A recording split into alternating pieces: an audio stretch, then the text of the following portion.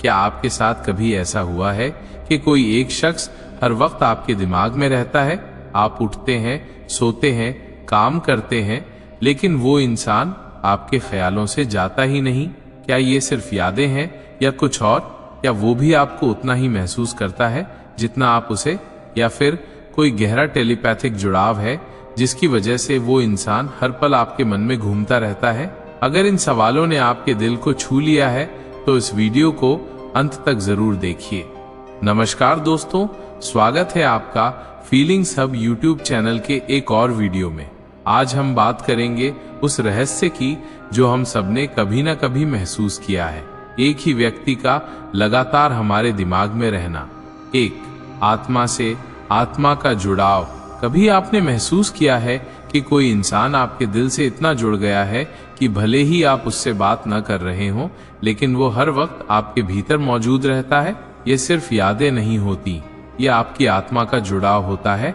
जब दो आत्माएं एक दूसरे से गहराई से जुड़ जाती हैं तो कोई भौतिक दूरी मायने नहीं रखती। आप सोचते हैं कि आप उसे भूल नहीं पा रहे, पर असल में आपकी आत्मा अब भी उससे संवाद कर रही होती है। 2. एनर्जी कनेक्शन और टेलीपैथी। बहुत बार ऐसा होता है कि हम किसी को बार बार सोच रहे होते हैं और उसी वक्त हमें उसका मैसेज या कॉल आ जाता है। ये संयोग नहीं है, ये एक एनर्जी सिग्नल है माइनस एक टेलीपैथिक कनेक्शन। अगर कोई व्यक्ति बार बार आपके दिमाग में आ रहा है तो हो सकता है वो भी आपको अपने अवचेतन मन से महसूस कर रहा हो। आप दोनों एक अदृश्य ऊर्जा धागे से बंधे हैं। 3. अधूरी बातों का असर। कई बार जब कोई रिश्ता अधूरा छूट जाता है या किसी से कुछ कह नहीं पाते तो वो अधूरापन दिमाग में चलता रहता है। हम बार बार सोचते हैं, काश मैंने ये कह दिया होता, काश वो समझ पाता, काश कुछ और कोशिश की होती। यही काश आपके दिमाग में उसी व्यक्ति की छवि को बार बार जीवित करता है। 4. इमोशनल मेमोरी का प्रभाव। हमारा मस्तिष्क सबसे ज्यादा उन्हीं पलों को याद रखता है जिनसे हमारे भावनात्मक स्तर जुड़े होते हैं। वो हंसी, वो छोटी छोटी बातें, वो जगहें जहां आप साथ थे, सब कुछ ब्रेन के अंदर एक इमोशनल मैप बना लेते हैं। जब भी आप अकेले होते हैं या उदास होते हैं, वही व्यक्ति और वही पल फिर से जाग उठते हैं। 5. आप अकेले नहीं हैं। अक्सर लोग सोचते हैं, क्या मैं ही बस उसे याद करता हूं? लेकिन ये पूरी तरह से गलत सोच है। अगर आप उसे महसूस कर रहे हैं तो वो भी कहीं न कहीं आपको जरूर महसूस कर रहा है। वो बस अपनी भावनाओं को दबा रहा है या व्यक्त नहीं कर पा रहा।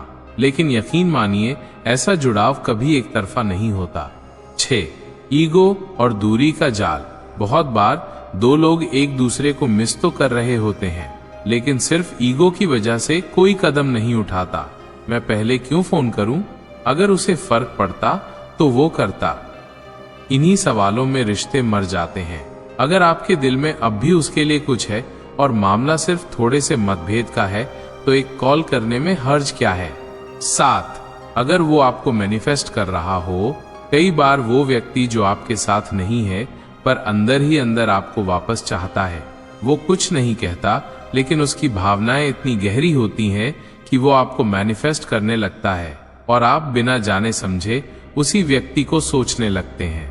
ये सिर्फ इत्तेफाक नहीं होता, ये उसकी भावना की ताकत होती है। 8. अगर रिश्ता टॉक्सिक था तो क्या करें? अगर वो व्यक्ति आपको इमोशनली नुकसान पहुंचा रहा था या रिश्ता टॉक्सिक था माइनस, तो ये लगातार याद आना हीलिंग का हिस्सा हो सकता है। आपका दिमाग क्लोजर चाहता है। इस स्थिति में सबसे जरूरी है अपने आप को समय देना, खुद से प्यार करना और खुद को समझाना कि आपको आगे बढ़ना है। 9.